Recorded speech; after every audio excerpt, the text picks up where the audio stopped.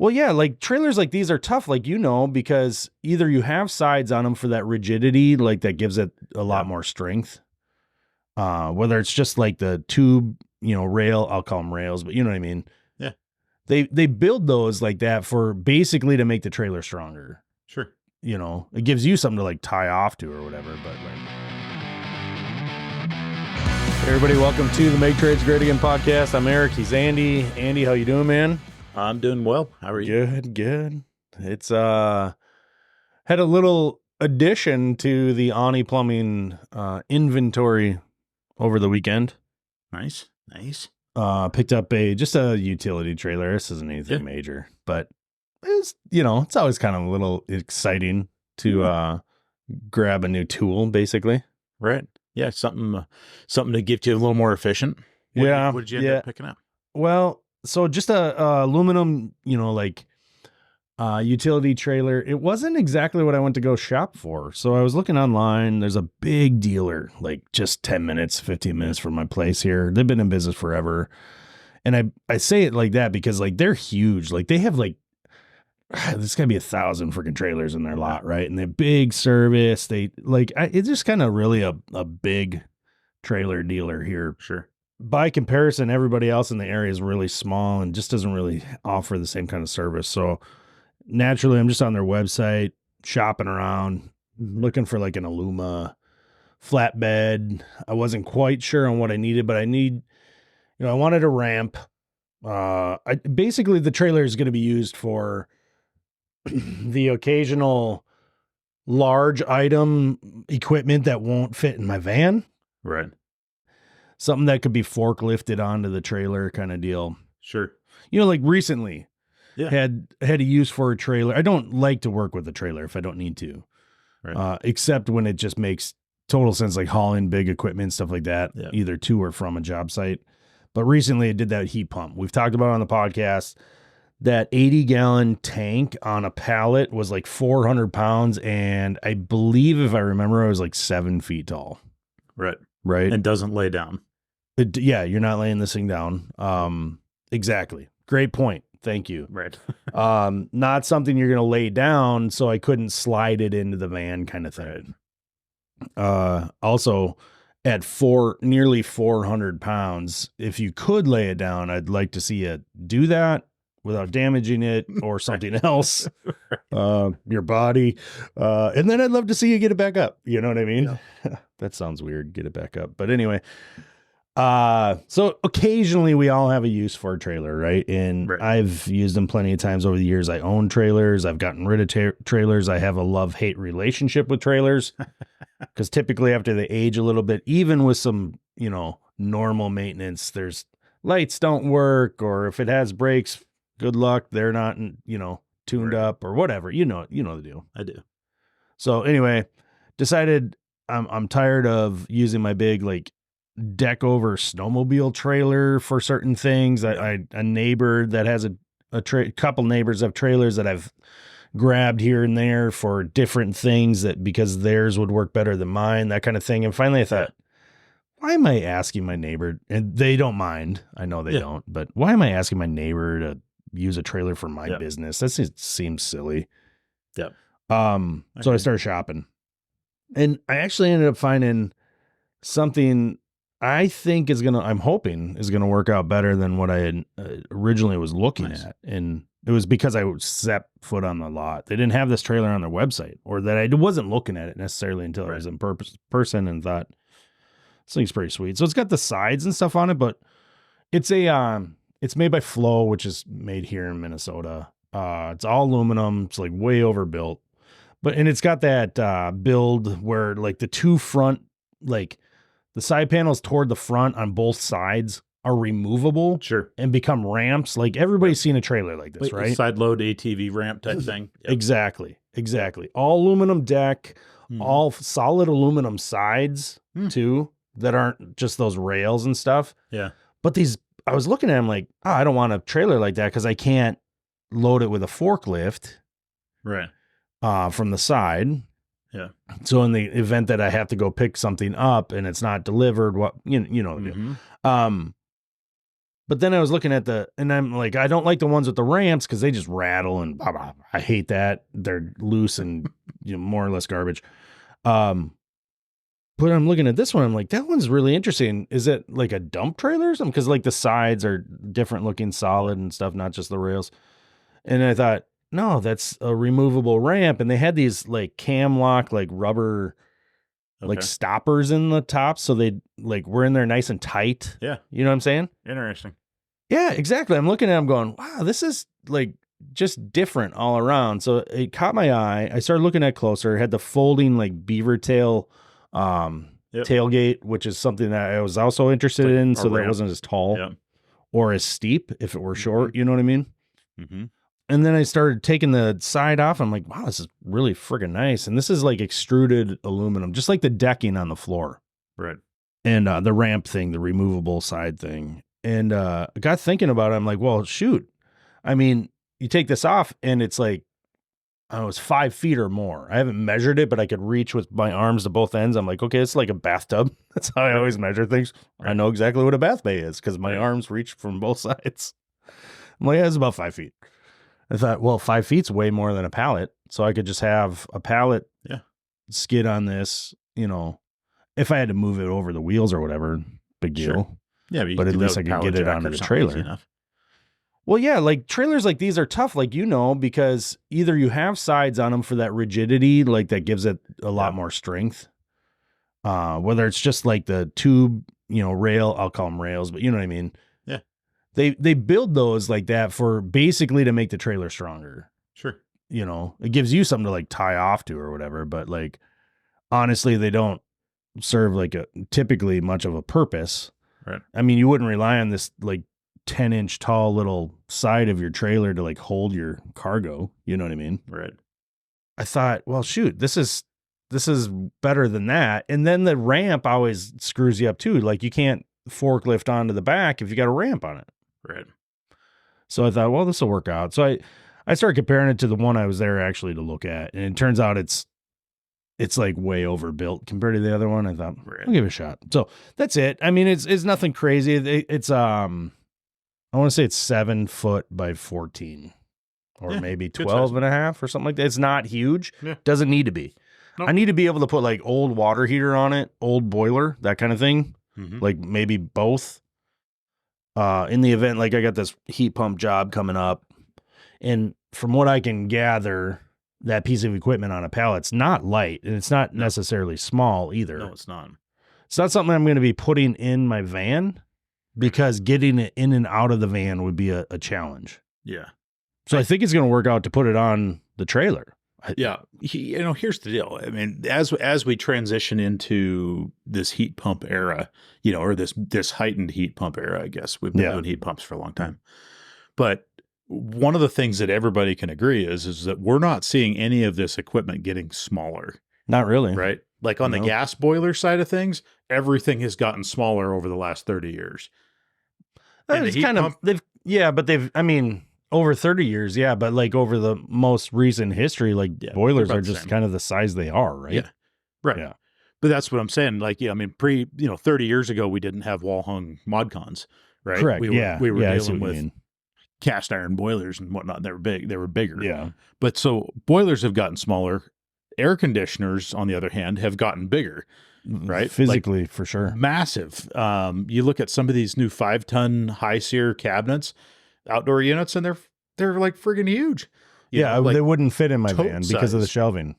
Right. Like 4 foot by 4 foot cube type thing. So that kind of stuff, you're not going to fit that in the van. So Miles and I, when we were first setting his van up, when he was transitioned from the Nissan into the Transit, we were like, how do we make room so that you can put an outdoor unit in your van? Yeah. Like you have to delete shelving in the rear. Yeah. And it was like, we do, I don't know, maybe 10 a year. Yeah. Which isn't a lot, but it's not a lot.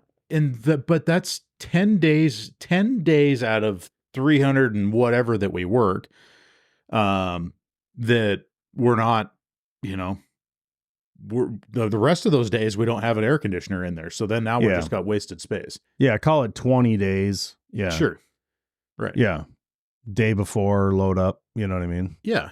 And so, it's really just a minuscule amount of time that we've got this.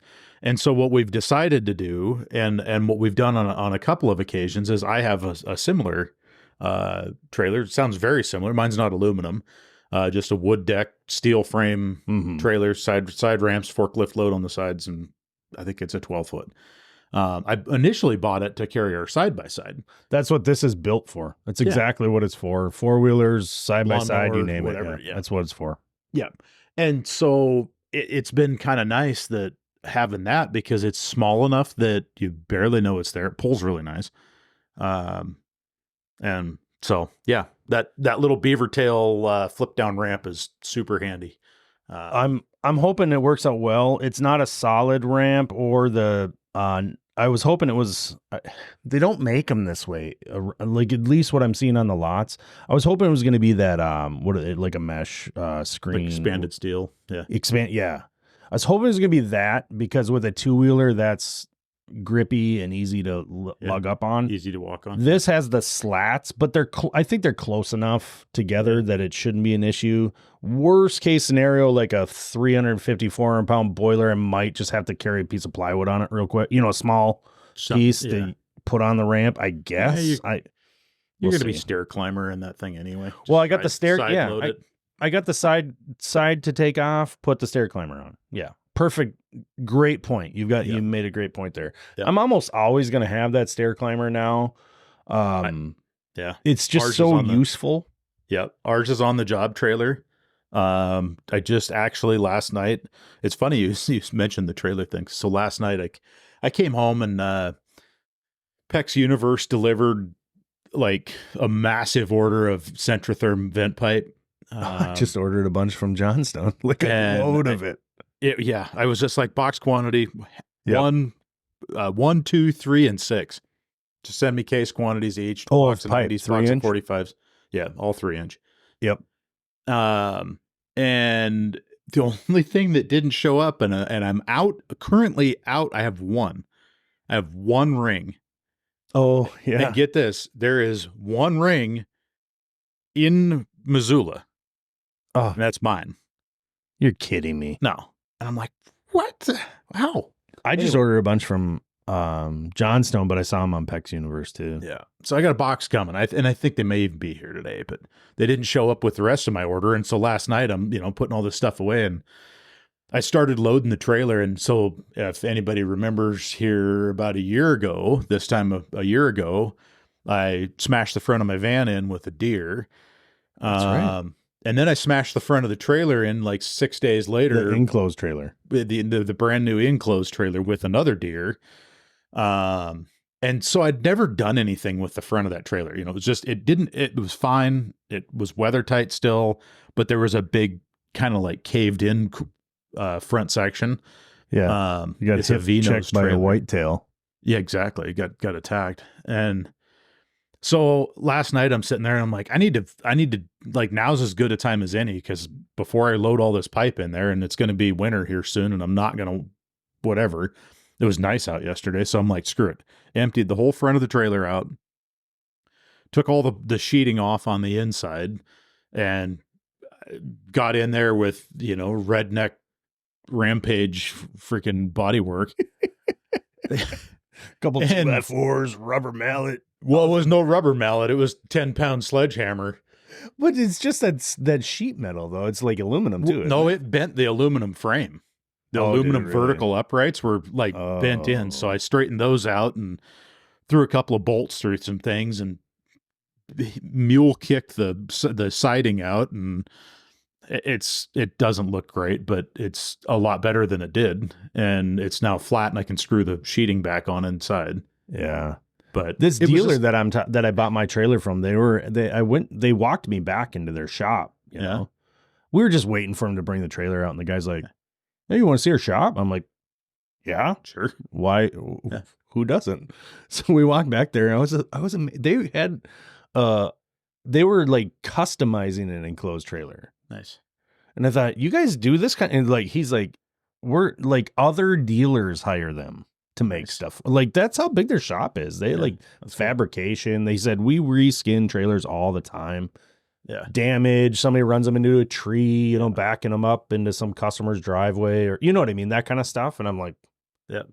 Okay. Well, that's why I'm here, Miles's niece, Haley, is a welder out at Alcom. So I don't know if you guys have Alcom out there. I don't know. They're a massive aluminum trailer, very similar to Flow, right? Like same kind of thing, big enclosed trailer, super nice.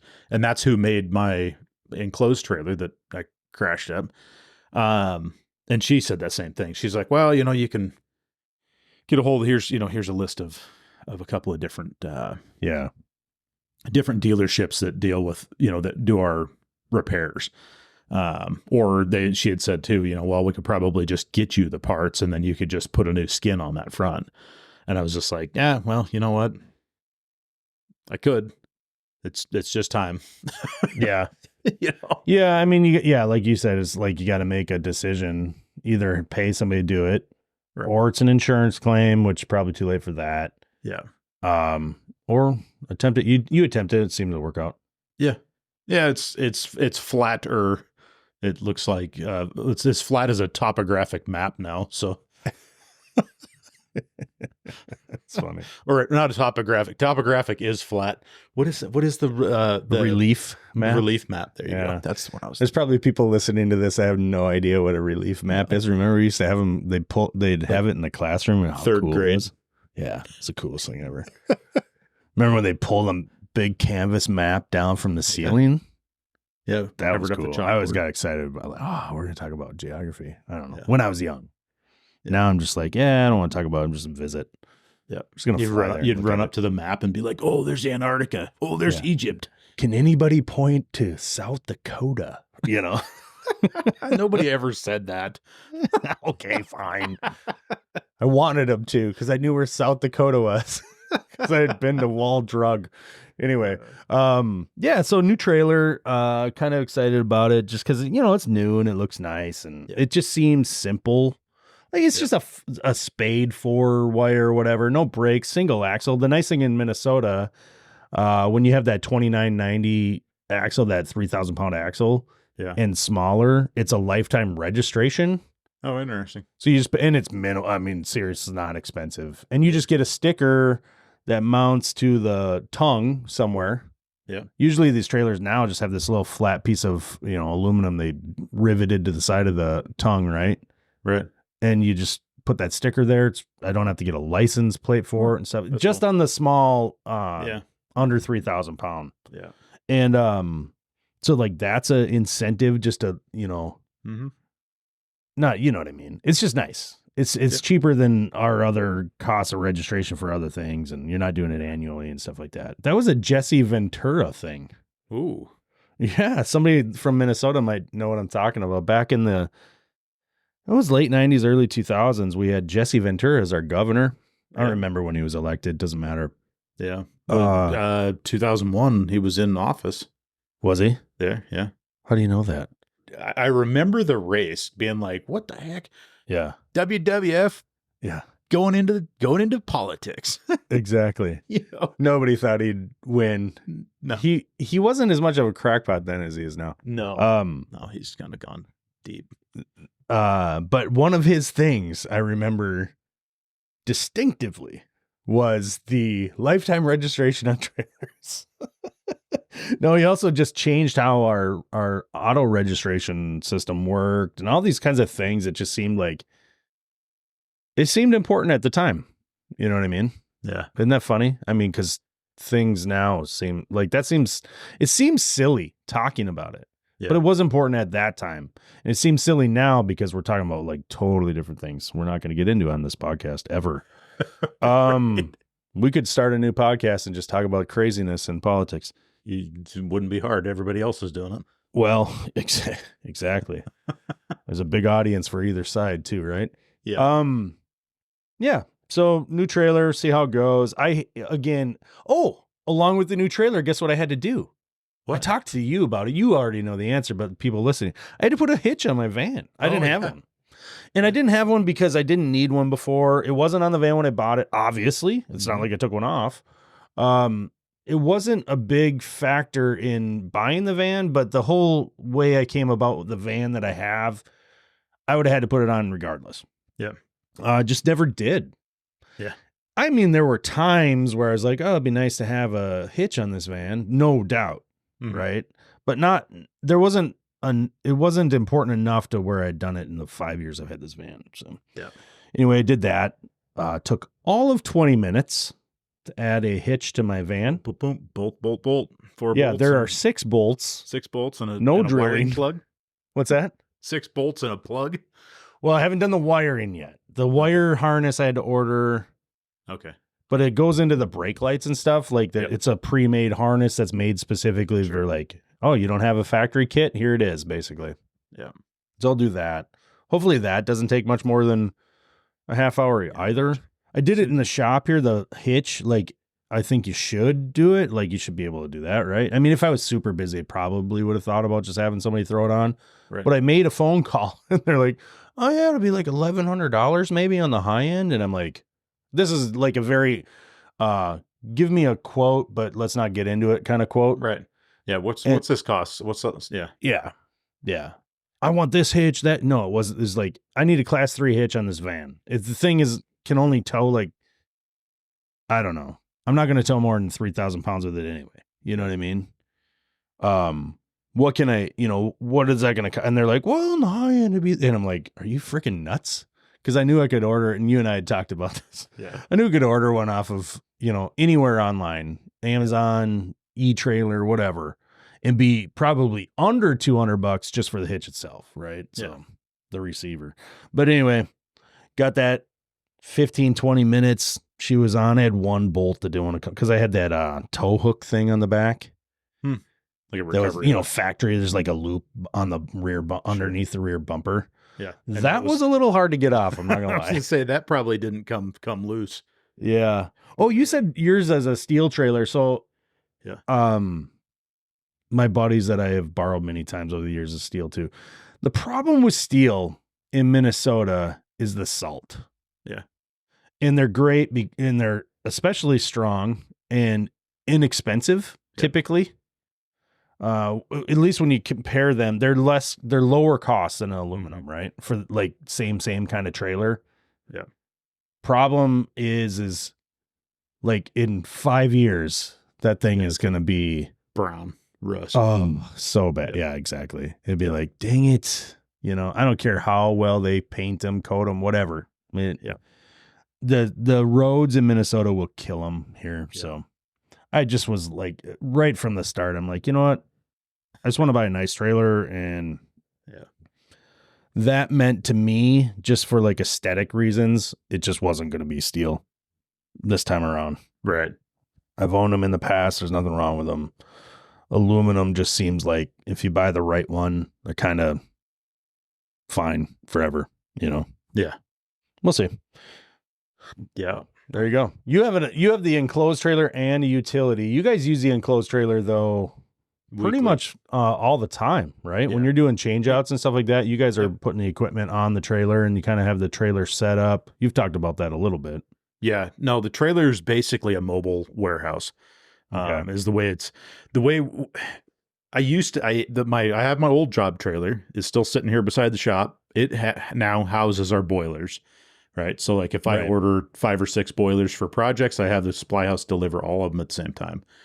And then I just tag them, stock them in the trailer in the order that they're going to get in, installed. And we do that once a month or something like that, where we'll restock that trailer with boilers. And but the job trailer now has changed, and it almost could change again. So it's got all of our PVC fittings, like bulk PVC fittings on it. Mm-hmm. It doesn't need to, because we're not doing that much plumbing. And I was thinking about this last night, like, well, we could probably unload and free up some space in it. Now, here's the thing. It's a 8 or 7.5 by 16 by 7. So 7 tall, trailer. It's big enough trailer. It's nice because you can walk up in and out of it. Mm-hmm. But I outfitted the inside of that with U-line shipping containers. Yep. So super tough, folding, kind of like interlocking top lid. Yep. And the bifold tops. Yep. And so we've got two different sizes of those. And it's basically, I mean, if you were, let's say I was going to send you out to do a boiler install, right? Every accessory that you would want should be on the trailer. At the shop will have the boiler, low loss header, indirect, a magnet. You'll have it delivered per job. Right. That'll all be at the shop. I'll load all of that onto the trailer. All of those big accessories will go into an empty bin generally. Mm-hmm. That's what I try to do. I haven't been so good about it here lately because I've been kind of crazy busy and I just haven't spent that, 20 minutes to set that stuff aside in the beginning. Yeah. But what I've been doing is going into the trailer and going, okay, I know that the guys are going to need a set of pump flanges. They're going to need a tank bracket. They're going to need a service valve. They're going to need a feed water kit. They're going to need, these 8-10 items. Yeah. And put it into one of those bigger containers so that when they get to the job, they can go, I'm going to take this container inside. We're going to take the boiler inside. We're going to take the water heater inside. They are going to come out for fittings after that. Yeah. Right. Yeah, it's nice. I mean, there are days where that would be, any job I can make that useful and efficient for myself. I'm not going to work out of a trailer. I did it for years early on. I may change my mind on that if I were to bring people on and we did more of that kind of consistently. But what I'm doing has been working, but I like that. I like what you're doing, and it makes a lot of sense because it can be put on all three of your other, your guys' vans. Anybody you don't have to have 3 setups typically, and you're usually double teaming, like at least like the first day on a job if you're able to. So that makes sense, Yeah. To where you're now a little more universal too. Like I know when things get a little hairy, you might have one guy towing the trailer, but sending the other guy to a supply house to pick up that one part that either you forgot or you couldn't get, or, shoot, we need this because we just made another visit to that job and we didn't see it the first time, that kind of stuff. Yeah. Well, and it's stocked with pipe, that's like I say, I was doing last night was, restocked all the Centrotherm, got fittings restocked. And 2 nights ago not 2 nights ago, Sunday night, I have found for my Dymo, I have got a Dymo 550 turbo label writer, right? Connects up my Mac. Sounds way cooler than it is. It's fancy. You got the Dymo 550 turbo, and then you said label writer, and I was like completely let down. Uses these big, huge labels. Yeah. So they're like a roll of labels. Well, I found durable. They call them durable. They're like a vinyl label, right? Yep. So I have the strip for mine that's like vinyl canvas-y kind of stuff. Yeah. It's nice. Yeah. So this particular label is 2.5 inches by 4 inches. Geez, I don't have anything like that. I need the turbo. So I was able to print, and I just did it. Like say Sunday, I went through and all the bins had a smaller label or a masking tape tag that was like, oh, here's what's in this tote. And so I went through and printed a label for everything, and now all the bins are labeled. And that's nice. I mean, it's tedious, time consuming, kind of lame work, but it pays off. It took me a half an hour, and now I walked in there last night and I was like, huh, guess what's in that bin? Pumps. Yep. It says what's in that one? Tank brackets. That's you don't have to probably worry where about, I'd go to look for some tank brackets. Yeah. No, that's the kind of efficiency though that makes a huge difference over time. Yeah. One job at a time, it makes a difference for sure. Yeah, for sure. I mean, I know that we could probably streamline that a little bit, even more. And that's the thing that we're trying to do with the job trailer is it's like, I'm get rid of the stuff you don't need, that kind of thing. Yeah. The guys are probably tired of me asking, but I'm constantly asking, like, what took you the longest? Right. Like, and it's not like, I don't want to phrase it like, geez, what took you so long?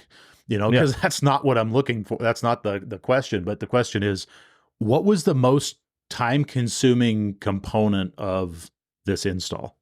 Okay. Right now, okay. So then they say, well, it took us X to haul all the stuff in and out. Okay. Right. Well, what can we do to improve the efficiency of that? So Yeah. anyway. Yeah, and it can come down to something as simple as like what's on how the van's set up, or I mean, it's not simple, but like the answer can be simple, like, oh, it's this, and it's obvious, you know what I mean? So yeah, it's interesting. Well, cool. I say we give it a wrap and we invite anybody to write in. There's a function where you can send us a message. We get those messages. We can't reply to you directly in those messages. I should bring that up. Right. We're very thankful that you're sending those messages. We try to bring them up in the podcast episodes. We'll acknowledge those. Like we got a couple recently and very cool. We're going to use them for subject matter of the episodes. Appreciate you writing in, leaving the message, hitting us up over on Instagram. I'm at Mechanical Hub. That's me, Eric Ani, and then Andy Mickelson. He's at Mick, MICK _Plumb, PLUMB. You can send us DMs over there. If you do that, super appreciative if you put MTGA at the very beginning of the message, because it's really cool on the message side of things, Meta, Instagram, Facebook, whatever. We can search MTGA and any message that's sent to us will pop up first. Yep. Makes it really easy to find your messages that way. Really do appreciate it.